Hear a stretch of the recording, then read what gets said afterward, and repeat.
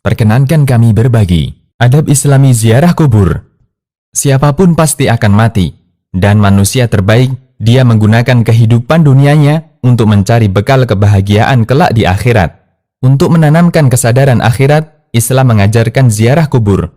Nabi Shallallahu Alaihi Wasallam bersabda, lakukanlah ziarah kubur, karena mengingatkan kalian kepada akhirat. Hadis riwayat Muslim. Agar berbuah pahala, ziarah kubur yang kita lakukan harus sesuai dengan tuntunan syariah.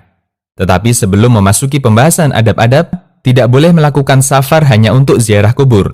Nabi Shallallahu Alaihi Wasallam bersabda, janganlah melakukan perjalanan jauh dalam rangka ibadah kecuali ketiga masjid, Masjidil Haram, Masjid Rasulullah Shallallahu Alaihi Wasallam atau Masjid Nabawi, dan Masjidil Aqsa. Muttafaqun alaih. Kedua, mengucapkan salam ketika masuk kompleks pekuburan.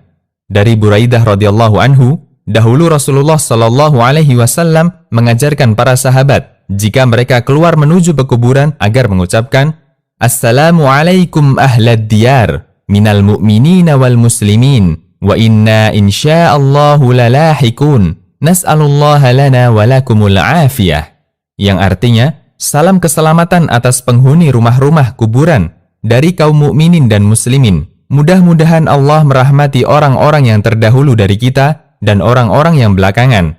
Dan kami insya Allah akan menyusul kalian. Kami memohon kepada Allah keselamatan bagi kami dan bagi kalian. Hadis riwayat Muslim.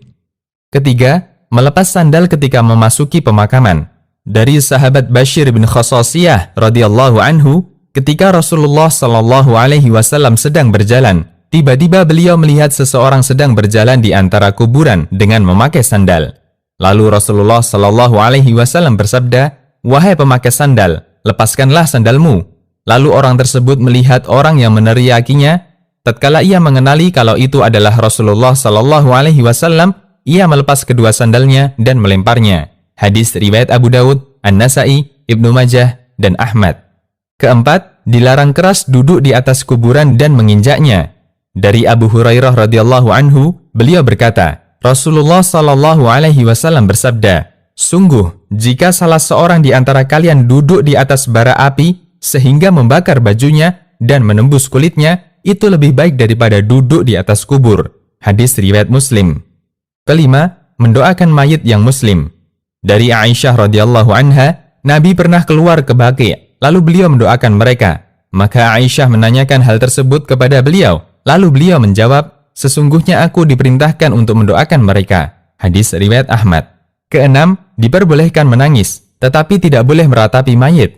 Nabi pernah menziarahi makam ibu beliau, lalu beliau menangis. Tangisan beliau tersebut membuat menangis orang-orang di sekitarnya.